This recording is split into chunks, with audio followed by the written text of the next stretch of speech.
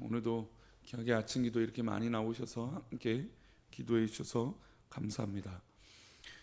운동 경기를 하다 보면 가끔 약한 팀이 강한 팀을 이길 때가 있습니다. 예를 들어서 우리나라 야구팀이 미국을 이긴다거나, 물론 야구는 종종 자주 이기는 경우도 있죠. 그러나 이 축구나 또 열세적인 이 종목이 강팀을 이긴다는 건 사실 쉽지 않습니다.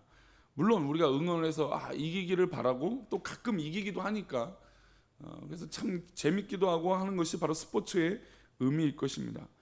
그러나 착각하지 말아야 될 건 우리의 객관적인 전력이라는 것이죠.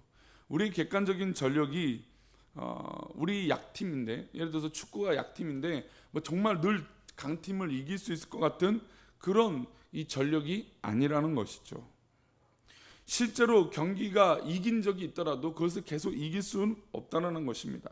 차이가 나고 또 규모적으로나 전투력에서나 아니면 실력에서나 아니면 기술에서 분명한 차이가 있다는 것입니다. 그래서 우리가 한번 이겼다고 해서 우리는 매번 이겨라고 쉽게 단정해 버리는 경우가 있다는 것이죠. 오늘 그런 경우를 우리 블레셋 사람들이 범하고 있습니다. 우리 블레셋이 약간 이러면 안 되죠. 이 블레셋 사람들이 범하고 있습니다. 블레셋이 이스라엘과 전쟁을 해서 블레셋이 이제 어제 말씀 가운데 이겼죠. 그리고 이 블레셋이 하나님의 언약궤를 빼앗아 갔습니다.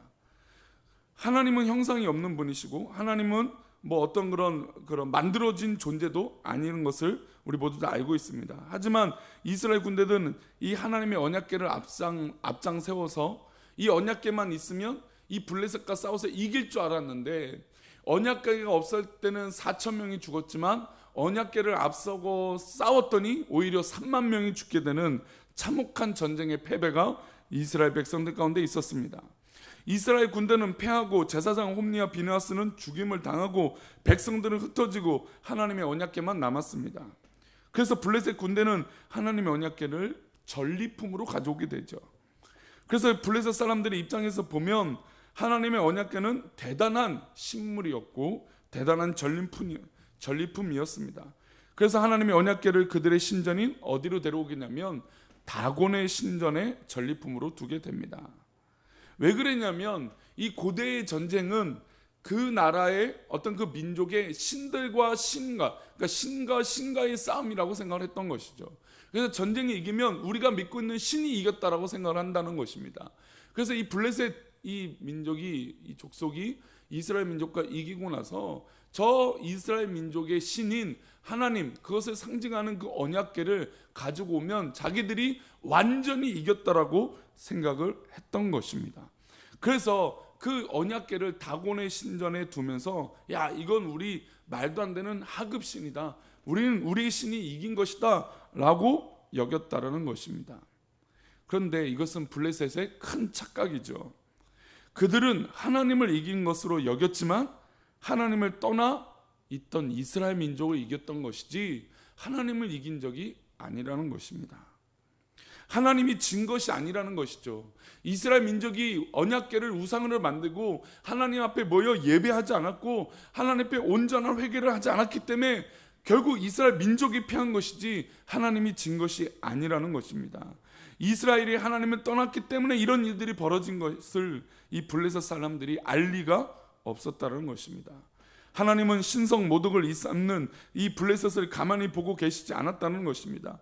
그리고 그들의 지성으로 섬기고 있는 다곤 신전을 완전히 부숴버리시죠. 우리 4절 말씀 다시 한번 읽어보겠습니다. 4절입니다.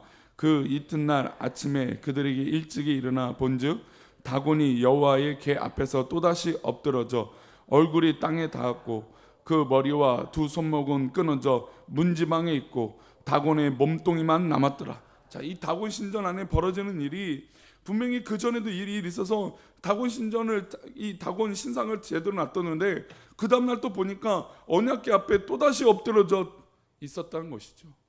엎드러져 있는 것뿐만 아니라 두 손목과 머리가 끊어져 버렸는 이 참혹한 결과로 몸뚱이만 남은 채로 이 언약궤 앞에 엎드러져 있었다는 것입니다.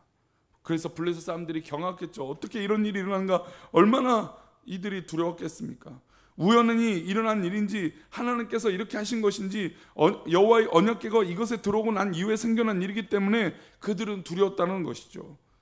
하나님은 다곤 신전만 부수지 않으셨습니다.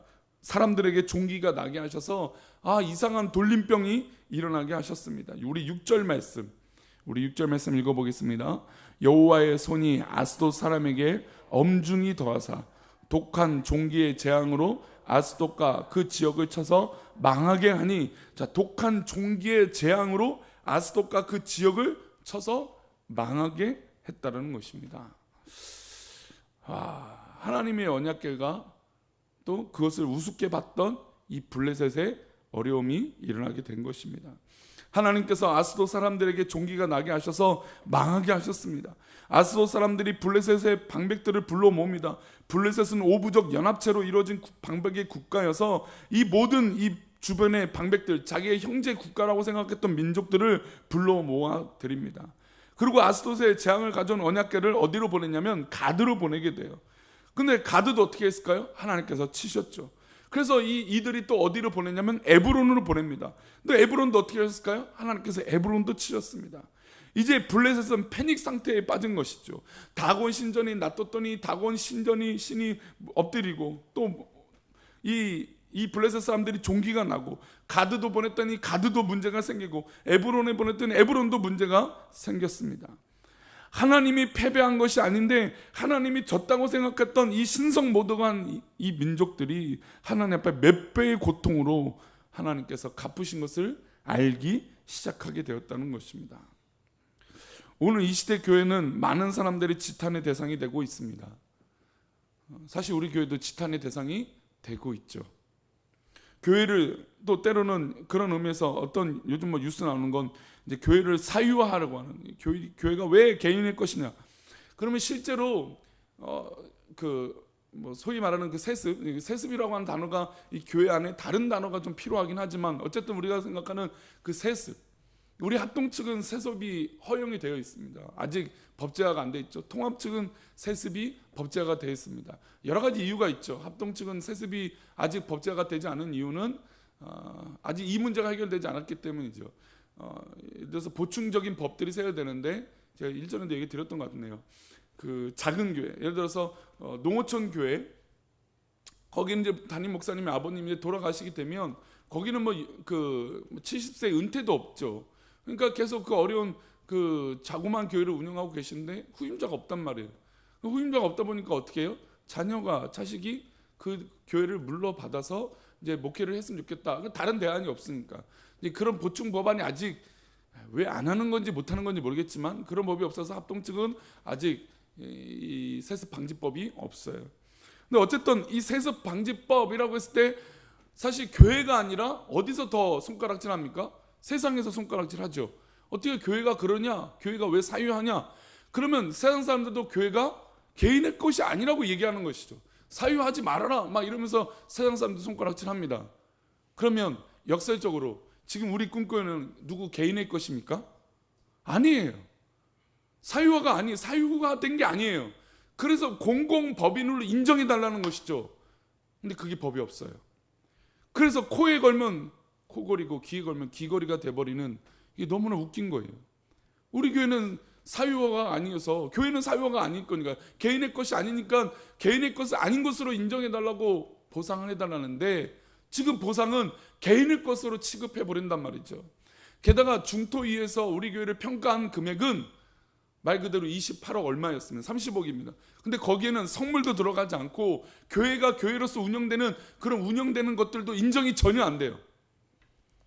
그러니까 지극히 개인화한 것이죠. 평가를. 이런 거예요. 너무 웃기잖아요. 아니 교회가 세습해서 거대한 교회는 세습하지 말라, 개인화하지 말라고 손가락질하면서 결론적으로 이 개인적으로 보상받아야 될 이 상황은 개인의 것이라고 취급하고 있다는 것입니다. 그러니까 이면적이라는 거죠. 세상의 정의가 하나님 앞에, 말씀 앞에 있다는 거 너무 웃긴 얘기라는 것입니다. 물론 교회가 어려움 받고 지탄을 받는 거 맞습니다. 그러나 교회가, 성도가, 목회자가 잘못한 것이지 하나님이 잘못한 건 아니라는 것입니다. 우리가 분명히 이것을 알아야 돼요. 교회가 잘못한 것이지 하나님이 패한 것이 아니라는 것이죠. 이 시대 사람들은 하나님이 패한 것처럼 자꾸 교회를 향하여 손가락질합니다. 그러나 그것은 참혹한 실수를 지금 벌이고 있는 것입니다. 하나님은 살아계시고 하나님은 전능하신 하나님이신 줄 믿습니다.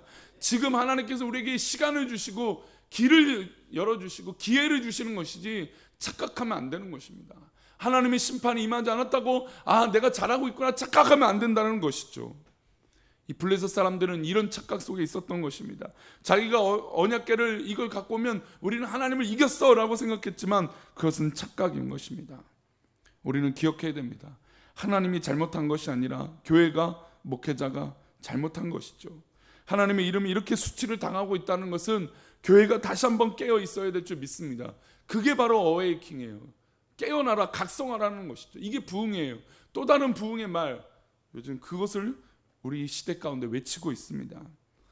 우리가 이런 참혹한 일을 막기 위해서라도 우리 목회자 또 모든 교회 중직들 우리 또 성도들은 정신을 바짝 차리고 하나님 앞에 바로 서기 위하여 기도해야 될 줄 믿습니다. 우리의 생명이니 정말 언약궤를 빼앗겨서도 안 되겠지만 또 하나님을 그렇게 패배자로 하나님을 패배하는 모습으로 만들어서는 안 될 거라고 저는 생각이 듭니다. 오늘 특별히 아침 기도 나오신 분들은 하나님 앞에 더욱더 기도하셔서 하나님, 우리가 하나님을 더욱더 존귀케 하며 하나님을 믿음으로 온전하게 우리의 신앙이 있게 하여 주옵소서. 우리가 생각할 때 우리 자식들이 만약에 망나니처럼 행동하면 부모가 어떻게 얼굴을 들고 다니겠습니까? 어떻게 동네에 다니겠습니까? 마치 그런 거죠. 우리가 하나님을 제대로 믿고 하나님 앞에 온전하게 영광을 돌리고 예배 행하 하나님의 얼굴이 떳떳해지지 않겠습니까? 우리가 그런 모습으로 하나님 앞에 선다면 하나님께서 약속하신 그 크신 복을 우리 사랑하는 성도들에게 또 우리 꿈꾸는 교회에 임하여 주실 줄 믿습니다. 그렇게 믿음으로 사시는 우리 귀한 성도님 되시길 축복합니다. 오늘 맥체인 성경 읽기표 가운데 우리 로마서 말씀 보겠습니다. 로마서 5장의 말씀입니다.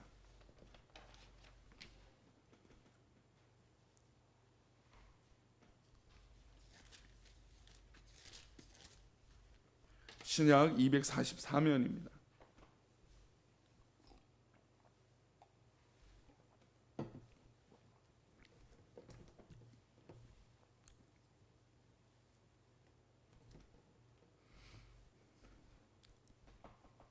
(5장) 1절부터 4절인데요. 우리 신약 244페이지 5장 1절부터 4절 말씀, 우리 1절과 2절을 먼저 읽어보겠습니다. 그러므로 우리가 믿음으로 의롭다 하심을 받았으니 우리 주 예수 그리스도로 말미암아 하나님과 화평을 누리자. 또한 그로 말미암아 우리가 믿음으로 서 있는 이 은혜에 들어감을 얻었으며 하나님의 영광을 바라고 즐거워하느니라. 잘 보시면 우리가 의롭게 되었습니다. 내가 의로워, 내가 정말 뭔가 바로 서 있어, 내가 뭔가 했어 라고 생각할 수 있지만 우리가 이렇게 의롭게 된 것은 뭘 했기 때문에 의롭게 된 것입니까? 예수 그리스도를 나의 구주로 믿었기 때문입니다. 믿음으로 우리의 성도가 있는 것이고 믿음으로 말미암아 교회가 있는 것이고 믿음으로 말미암아 우리 공동체가 있는 것인 줄 믿습니다.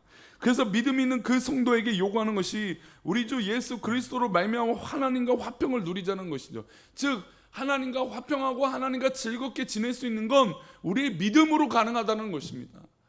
그런데 이스라엘 백성들은 언약궤가 마치 우상처럼 되어져 버리니까 하나님과 전혀 화평하지 못하고 깨어져 버렸던 것이죠. 결국엔 그들이 언약궤를 빼앗기고 참혹한 패배를 경험하게 되었다는 것입니다. 그래서 우리에게 지금 필요한 것은 바로 믿음이요, 하나님을 사랑하는 그런 믿음의 고백인 줄 믿습니다.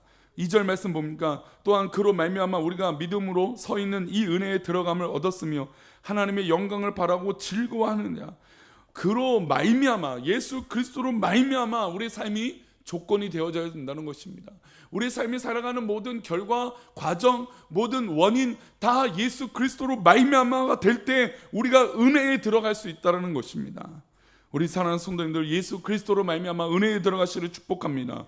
예수 그리스도로 말미암아 영광을 바라고 즐거워하는 일들이 일어나길 축복합니다. 그런데 예수 그리스도를 믿으면 우리 가운데 어려움이 있을 수 있다는 것이죠. 그게 3절과 4절입니다. 우리 3절 4절 읽어봅니다. 시작. 다만 이뿐 아니라 우리가 환난 중에도 즐거워하나니 이는 환난은 인내를, 인내는 연단을, 연단은 소망을 이룬 줄 알미로라. 할렐루야. 우리가 예수 그리스도로 말미암아 제대로 믿으면, 제대로 교회를 지키면 때로는 환난 중에 있을 수 있다는 것입니다. 그러나 우리가 오히려 이 환난과 핍박을 받아도 즐거워하는 것은 우리가 바로 예수 그리스도를 믿고 또한 그 예수 그리스도로 말미암아 은혜가 있기 때문인 줄 믿습니다. 그러니 세상 사람들이 볼 때 우린 미친 사람들이죠. 이렇게 곤란이 있고 이렇게 어려움이 있는데 왜 저들은 모여서 기도하고 예배하냐 이것이죠. 왜냐하면 우리는 예수 그리스도를 믿고 그 믿음으로 말미암아 은혜가 있고 즐거움이 있기 때문입니다. 그 즐거움이 있는데 환난은 인내를, 인내는 연단을 알게 하신다는 것이에요. 환난을 겪고 있다 보니까 우리가 지금 시간들을 보내고 있어요. 이 시간들을 보낸다는 건 참으로 많은 인내를 요구하고 있습니다. 그리고 그 인내는 쌓여서 뭐 하게 됩니까? 연단을 받게 되는 것이죠. 그러나 그 연단 가운데 결국에 뭐가 이루어집니까? 소망을 이루게 된다. 이 연단과 이 어려움, 우리 성도님들 가운데 연단과 어려움, 환난과 인내할 것들이 있습니다. 그러나 이 시간들을 잘 보내면, 또 이 시간 속에 믿음으로 바로 서면 하나님의 인도하심을 보게 될 줄 믿습니다. 지난 주일에도 우리가 주님 앞에 내 무거운 짐을 내려놓으면 소망의 주님을 만나게 된다는 것이죠. 바로 그 말씀이 이 말씀과 이어진다고 저는 생각합니다. 우리가 이 연단과 환난과 인내와 이 모든 상황을 잘 들여다보면 들여다볼수록 하나님께서 우리의 피할 길을 예비해 주시고 우리에게 소망을 주신 줄 믿습니다. 잠잠히 여호와께 바라라, 소망이 그에게서부터 나온다 라고 하는 이 다윗의 고백이 마침 이 로마서의 저자인 바울 사도의 고백처럼 연단은 소망을 이루는 줄 안다. 즉 이 모든 상황 가운데 하나님을 바라보면 바라볼수록 우리가 믿음을 갖고 믿음으로 서 있을수록 그 가운데 무엇을 얻을 수 있습니까? 소망을 얻을 수 있게 될 줄 믿습니다. 소망을 얻는 사람은 절로 웃음이 나는 거예요. 왜냐하면 내가 지금 내 상황을 보면 어려움과 환난과 고난은 동일해요. 없어지지 않았어요. 똑같이 환난 있고 인내할 것들이 계속 되어지고 있어요. 그러나 우리의 초점이 이 환난을 보지 않는다는 것이죠. 이 환난 가운데 살아계셔서 나를 인도해 주시는, 나에게 피할 길을 내어주고 계시는 그 하나님의 손길, 그 하나님의 소망을 보게 되어 우리는 절로 웃음이 나는 믿음의 사람 되게 될 줄 믿습니다. 우리 사랑하는 성도님들, 이 때에 오히려 소망을 주시는 우리 하나님을 바라봄으로 오히려 믿음의 풍성한 역사들을 경험하는 우리 귀한 성도 되시기를 축복합니다. 기도하겠습니다. 하나님 아버지,